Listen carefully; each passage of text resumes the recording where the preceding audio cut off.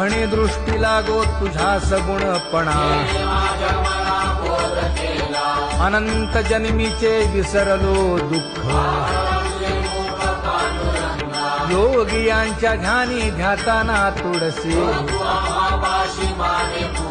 नामा म्हणे जीवे करीन लिंब लोण अनंत जन्मीचे विसरलो दुःख पाहता श्रीमुख सुखावले सुख जिभे गोड 3 अक्षरांचा रस श्रवणाची वाढ चोखाळली शुद्ध महामळे मन होते जे गाजले